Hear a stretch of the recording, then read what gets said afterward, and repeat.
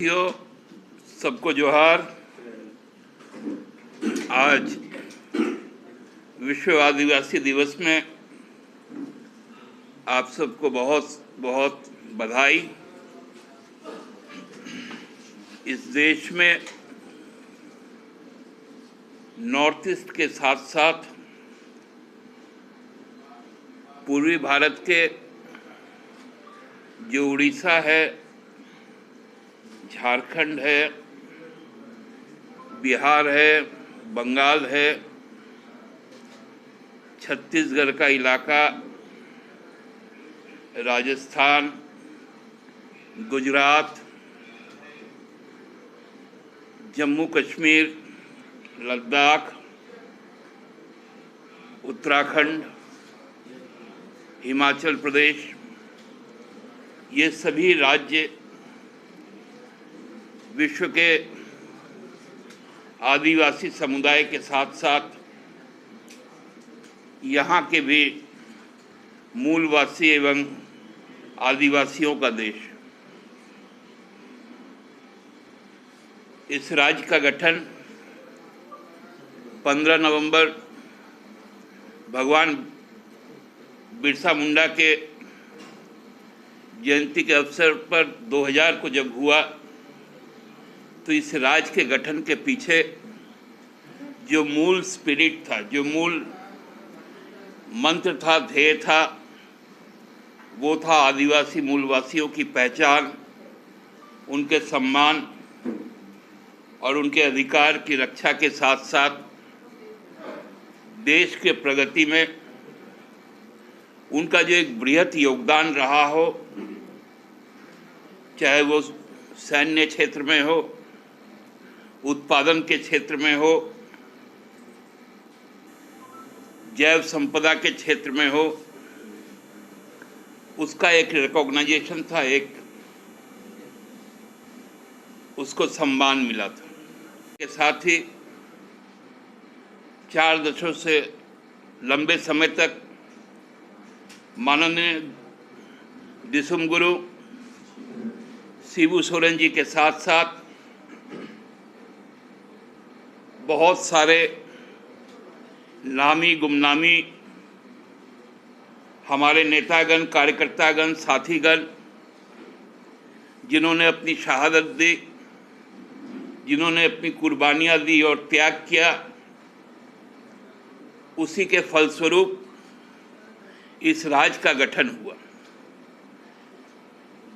दुर्भाग्य से तत्कालीन केंद्र सरकार की जो पार्टी थी, भारतीय जनता पार्टी, उन्होंने इस राज्य की पहचान बदलने की बहुत सारी कोशिशें की, वनांचल का नाम दिया। अंततः हम लोगों का जो संघर्ष था, मुझे वो पल याद है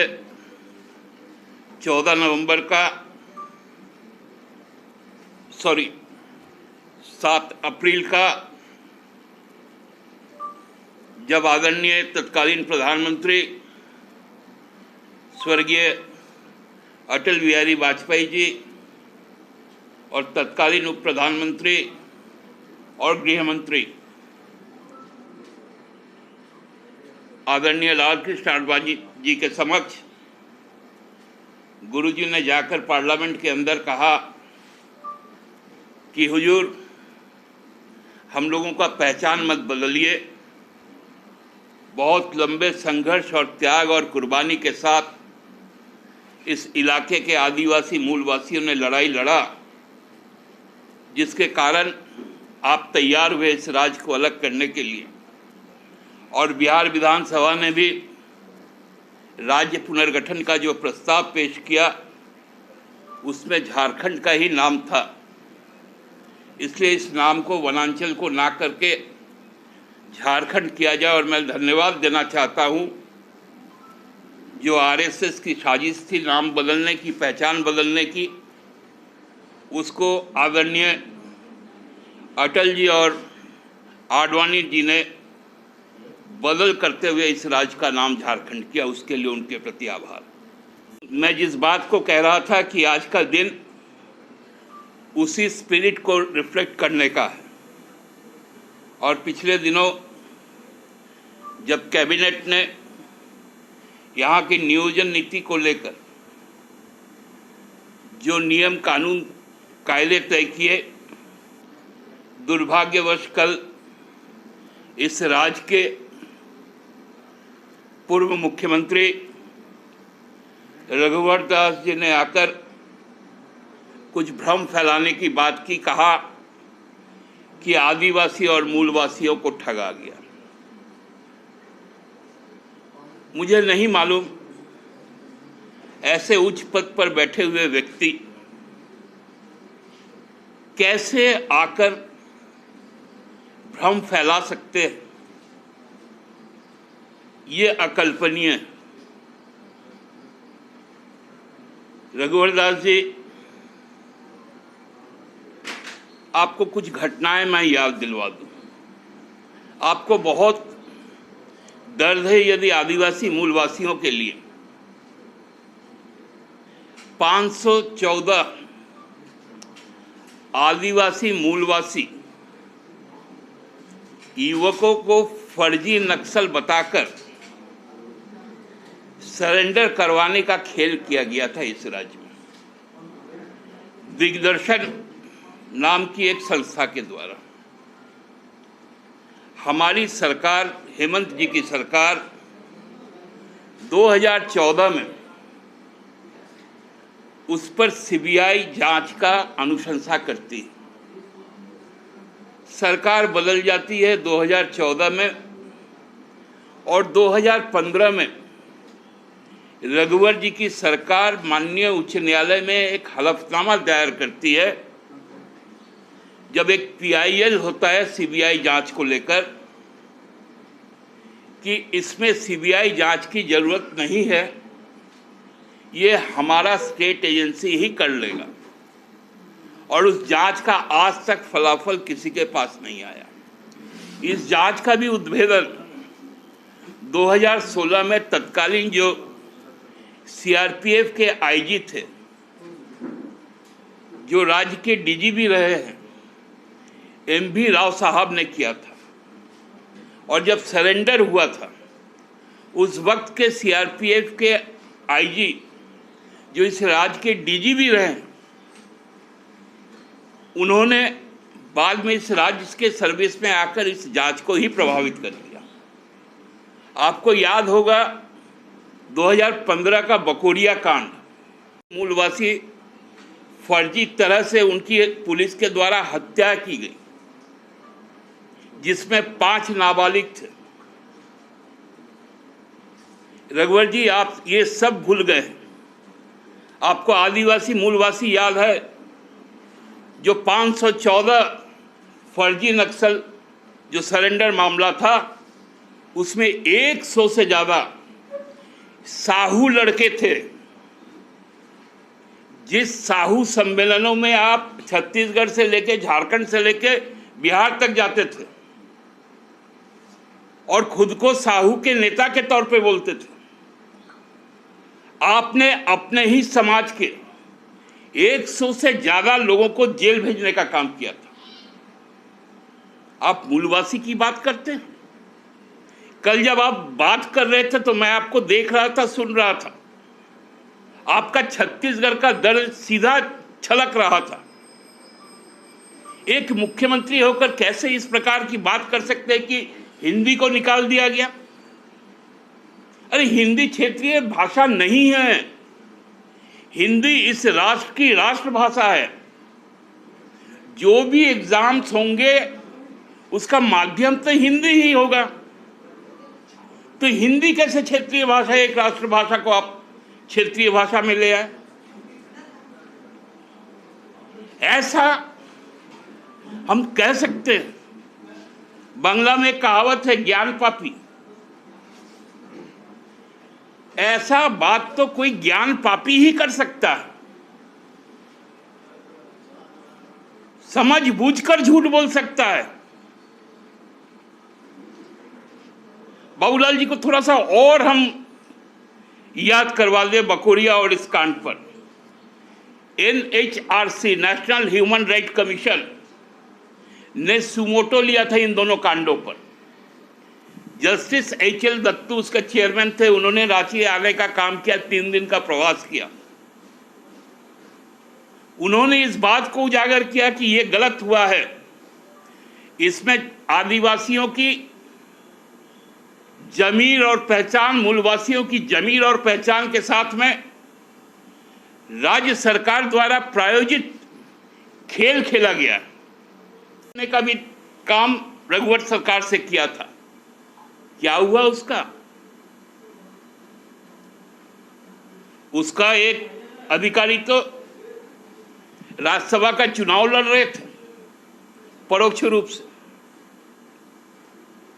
बहुत लंबा लंबा बात करते थे, कर रहे थे कल रघुवर जी को थोड़ा और याद करवा दें आदिवासी मूलवासी के बारे में। मोतीलाल बास्के, गिरिडीह का फर्जी एनकाउंटर, उमेश रजक, बुंडू में कस्टोडियल डेथ, मिनाज अंसारी, जामताड़ा थाने में उनकी हत्या, बलराम महतो, मधुबन थाना गिरिडीह, अब्राहम मुंडू, साइको में गोली मारी गई थी उनको दिन दहाड़े, जब CNT-SPD एक्ट के संशोधन के खिलाफ जुलूस आ रही थी। उसके बाद रोशन होरो, ये कुमारडीह में, उनको CRPF के द्वारा गोली मारी गई थी। ऐसे बहुत सारे नाम हैं जो आदिवासी मूलवासी है, जिनको नक्सली बताकर, जिनको अपराधी बताकर आपकी पुलिस ने हत्याएं की थी। आप आदिवासी और मूलवासी के बारे में बात कर रहे थे। उसमें जो आज जो नियोजन नीति पास हुई, हम समझते हैं कि रघुवर जी को छोड़कर भारतीय जनता पार्टी का कोई भी आदिवासी या मूलवासी इस नियोजन नीति के खिलाफ नहीं कह सकता। तो फिल्टर लगाए गए हैं, भाषा का फिल्टर, ये साधारण फिल्टर नहीं है। कल कह रहे थे कि लाखों का नौकरी दिए, लाखों के नौकरी में जाकर देखिए, चाहे वो पुलिस हो चाहे टीचर हो। आप ही लोग बताते थे 927 संस्कृत टीचरों का हुआ था, उसमें मात्र 7 लोग इस झारखंड के थे और 920 लोग बनारस और बिहार के थे। हम लोग भूल गए हैं क्या सब कुछ? आप रह सकते हैं किसी दूसरी दुनिया में। कल भी आप बहुत आंख चढ़ा चढ़ा के बात कर रहे थे, और आपका आंख जब जब चढ़ता है तब तक इस राज्य में कुछ ना कुछ अपशकुन होता है। और आपको मालूम है, आप जानबूझकर, चूंकि आज विश्व आदिवासी दिवस है, आप क्या टारगेट करना चाह रहे थे? राज्य सरकार ने इस कोरोना काल में, चूंकि आज का जो पवित्र दिन है ये बहुत धूमधाम से मनाया जाता है, लेकिन चूंकि कोरोना काल है, गाइडलाइन उसी तरह के हैं, बहुत संक्षिप्त कार्यक्रम किया। लेकिन जो कार्यक्रम भी किया उसमें झारखंड के जो अंतिम छोर में खड़े हैं, जो किसान हैं, जो खेतीहर मजदूर हैं, गुरुजी बार बार इस बात को कहते हैं कि आदिवासी और मूलवासियों के लिए पशुधन जो है वो एटीएम है, वो जब चाहे उससे पैसा निकाल सकता है, क्योंकि लोगों के पास में घर में भले धान हो, लेकिन मेहमान आ जाने के बाद अमूमन हम लोग सबको जब गांव जाते हैं, आप देखते होंगे कि घर में एक तरफ भात पक रहा है तो एक तरफ कहीं उसके घर का मुर्गा या मुर्गी कट रहा है, बतख कट रहा है,